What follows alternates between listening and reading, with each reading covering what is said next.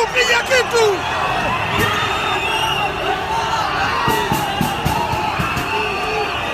Piga kitu baba! Oh, umetuzoea! Ruto must go! Ruto must go! Hi YouTube, welcome back to my channel. It's nice to see you here. If it's your first time here, welcome. It is great to have you. Please subscribe. I hope you become members of my village. So I am here today because we need to talk about what's going on in Kenya. Every country in the continent right now who is going through it, who are just feeling like there is no justice in sight. I am with you in spirit. But what is going on in Kenya, you guys? Kenya is going through it. Shit has hit the fan in Kenya. The people are not happy with the government. They want the government out. There is a project that happened, I believe, shortly after the president came to the United States to have dinner with the president, I believe. And then all of a sudden, when he came back, everything is crazy. I'm still gathering as much information that I can. As you guys know, I'm going to have a lot of videos of different Kenyan TikTokers, artists, celebrities, regular folks who feel very passionate about it. I also had to screen record a lot of these videos, so they're very heavily edited because for some reason there are some pages that will not let me download the video itself. So after looking into the matter more, I came to realize that the issue that the people are having with the government in Kenya is the fact that they are getting taxed for everyday products that they need: water, food, women, everyday women, feminine product. They're being overly taxed between 30 and 36% over. This is why. Any further ado, here are the videos. I hope you guys again like, comment, subscribe. It helps a lot, and I'll see you guys on my next video. Bye. We are not going anywhere. We are rejecting the finance bill. Parliament tutafika. Niskume. I'm here for Kenya. I'm here for my people. I'm here for your rights. Nitoe. Nitoe, Baba.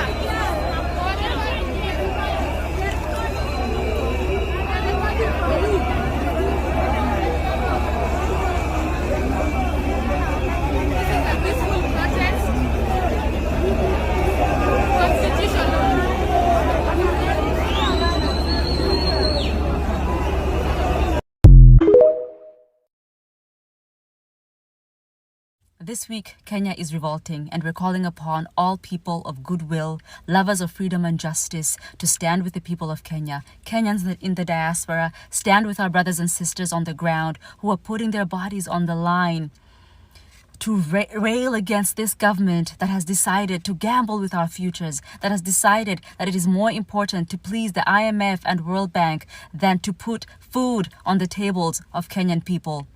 This revolution is being led by Kenya's youth. It's not only about rejecting the finance bill, it is also about accountability, calling for accountability for the gross misappropriation of public funds, going back several decades, going back several presidents. It is about the loss of manufacturing and processing industries in this beautiful country, loss of so many jobs. It is also about a government that is refusing to move with the times, a government that is stifling the creative pursuits, the creative industry of its young people. This is a time for radical change, and we call upon everyone. Kenyans in the diaspora, do not put your heads in the sand. Tunafanya kazi usiku na mchana to make something for ourselves, to take it back home, to buy land. Now, with this current trajectory, there will be no land to buy. There will be no home to go back to Amkeni. This revolution needs all of us.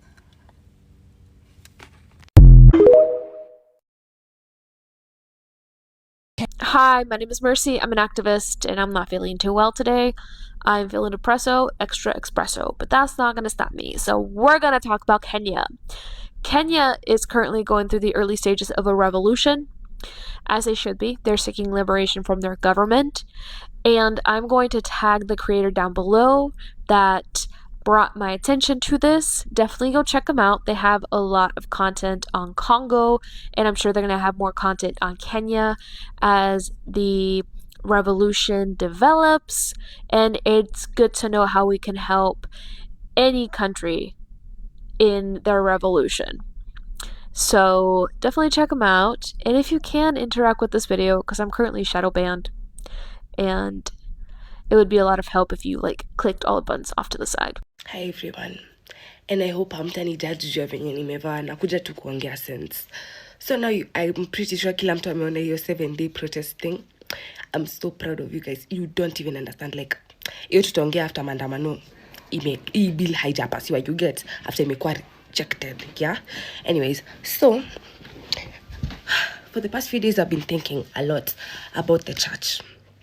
If you went for the maandamano ya Thursday, you know very well Jamia Mosque was open to everyone. Like, whether you're atheist, whether you're Srinini, whether you're a devil worshipper, everyone alikuwa anaingizwa, whether you, like, bora tu uko hurt and you need something, you need assistance, Jamia Mosque was open. Sindo, you saw how, like, some of the officials, people are saying ati, oh, hakuna politicians. Mimi sijaita I swear to God, hutaniona a politician.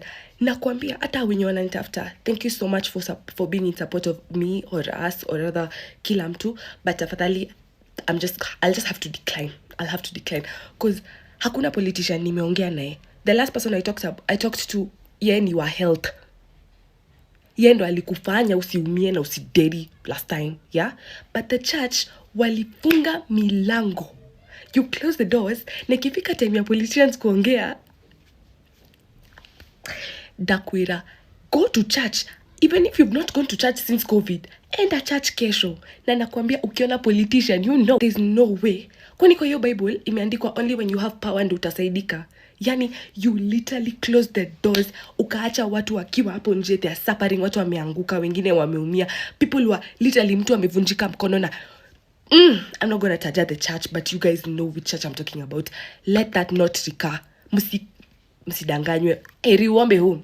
Mungu wako kwa church, Mungu wako kwa roho. Unasikia? To every celebrity or other people with platforms who feel like, oh, umeonewa sana. Girl, na bado. You had better post about this protest every single day. Umeangalia content yangu venye imeshift. I was a baddie. I was just a funny baddie. Now I'm an activist by force.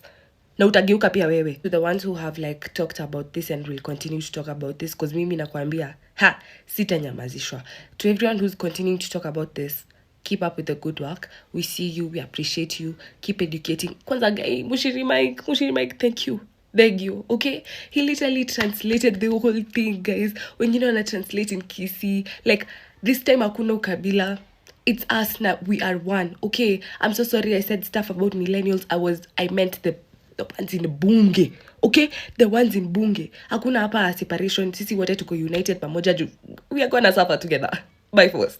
You know how hawatujali. So like, thank you so much to everyone who's showing effort and like trying to educate the masses, because clearly, guys, have you realized they're skipping some parts of this process? You're supposed kunafaa kuwa na civil education. Umekujua ukaambiwa ati yo kuna mali unafaa kuwa unajua this and this and this and this is in the budget, sijui nini, financial bill. Hakuna.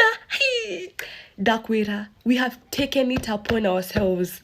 Hey, labda mfunge social media sasa.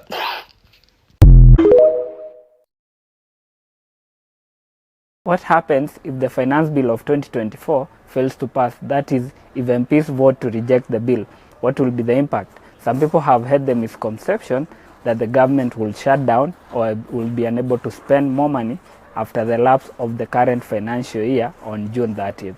Now, the finance bill is different from the appropriations bill, which is the one that allows money to leave the consolidated fund after the lapse of the current financial year. So if the finance bill fails, the status quo remains. The appropriations bill allows the government to spend money that is in the consolidated fund for every financial year, meaning it must be passed before June 30th. For money to be released from the exchequer after June 30th, that is between July 1, 2024 up to June 30th of 2025. The finance bill is different because it's a set of amendments to the existing laws that seek to raise government revenues. So if the finance bill fails, then the status quo remains in that the current laws remains as they are, and those laws will still be used. For example, the income tax, the VAT Act will still be used as it is, without the only thing that will be different is the government will not collect more taxes as had been proposed in the finance bill. Actually, Treasury already wrote to Parliament on Wednesday, June 19, informing them of the budget cut that they would have to make. That is, they will have to drop 200 billion, which was to be raised from the tax proposals in the finance bill. That 200 billion will be cut from the existing budget, and some of the biggest casualties include Parliament will lose about 3.1 billion, that is 2.7 billion, which is allocated to recurrent expenditure such as allowances and salaries, and another 450 million allocated to CDF. Another big casualty will be the JSS program, that is the junior secondary school teachers who are supposed to be hired on permanent and pensionable basis. They will lose all the 18 billion that had been assigned for that purpose. Another big casualty is the cash transfers for senior citizens under the Linda Jamii program. They will lose 5 billion allocated for that. In the letter from the Treasury CS, they say they will cut the funds allocated to the coffee cherry fund, meaning farmers will lose about 1 billion that was supposed to pay their debts. Sugar farmers will lose another 1.7 billion that was been budgeted for paying their debts. Medical interns will lose the entire 3.7 billion assigned for that purpose.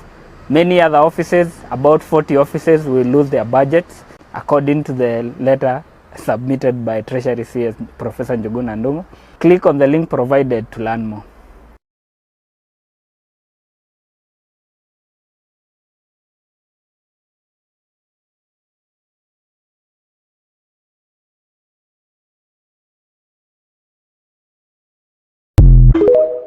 So what has happened so far is, like yesterday there were protests that were happening, and there's a few more that are coming in the next couple of days. And the government has decided, oh, okay, we can hear you guys, we hear what you're talking about, and they've decided to knock off some of the taxes from things like bread, sugar, vegetable oil, car tax and all that. But people are still like, no, it's not enough, we just need to get rid of the whole finance bill. And also this whole attitude of like, we are the government, we get to say whatever we want to say, you guys have no opinion, we don't care. So please look at that finance bill and find out how it applies to you. You might be sitting there and thinking, oh, life is good, I don't really care. But let me tell you, there'll be at least one thing on there that will impact you.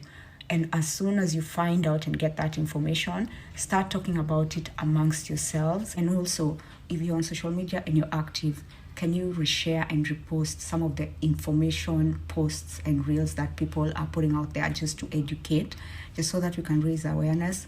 And of course, if you can go for the protests, please do. If you're like me and you're seeing all these things about the finance bill online and you're wondering what is going on, let me try and break it down for you in the simplest way possible. So the government of Kenya has decided that they need more money.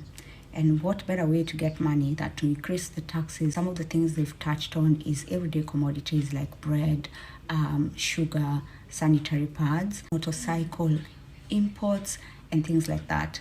People are really, really angry about this, because if you look at all these things collectively, they are things that the everyday person needs, and they are increasing the taxes for those commodities, yet their income is still staying the same. We all kind of know that the government is not being genuine with the increase of taxes, and a lot of that money that will be taken in through taxation will just be stolen by specific individuals who will put the money in their pockets.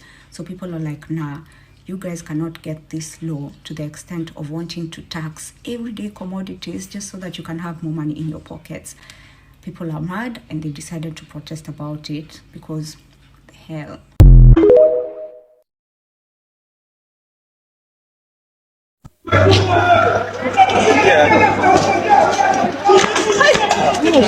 I think a lot of people look at Kenyans and think we're rejecting the finance bill because we simply don't want to pay taxes. Which is so far from the truth. Kenyans are willing to pay taxes, but the problem is, half the time we don't know where the money is actually going. We are paying taxes to help this country become better, but instead, you know where the money is going? Into the pockets of the people who run the country. For example, let's talk about where Ruto got the money to get a private jet and go to the US. That was most likely our tax money. People are mad because the government is stealing money from the poor who are already struggling to make ends meet. Basically, it's the rich are getting richer and the poor are getting poorer. I heard a line that really stuck with me, and it's, you cannot tax your way out of poverty.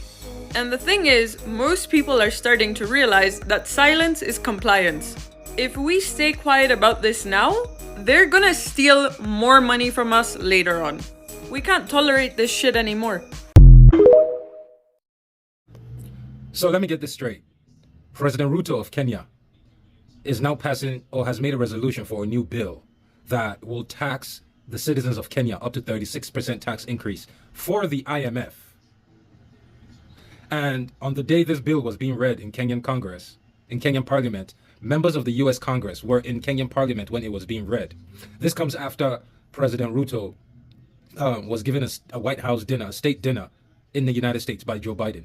And the bill he's passing is for the IMF, and part of this bill will allow the IMF and basically corporations to take land from Kenyans in exchange for payment for the loan, for whatever loan that they owe the IMF. So basically, the long story short is, President Ruto went to the United States, got a State House dinner from Biden.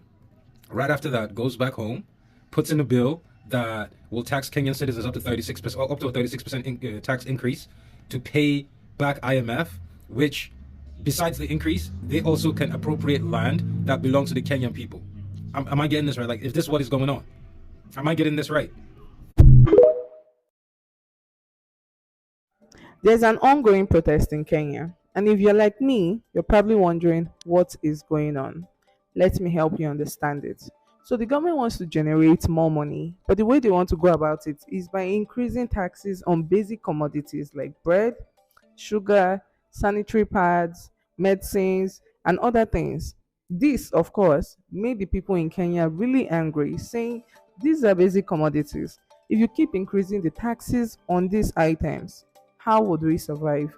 Hence the nationwide strikes. Earlier this week, President William Ruto endorsed scrapping some of the new taxes on bread, cooking oil, car ownerships, and financial transactions, but Kenyans continue to demand for the finance bill's rejection.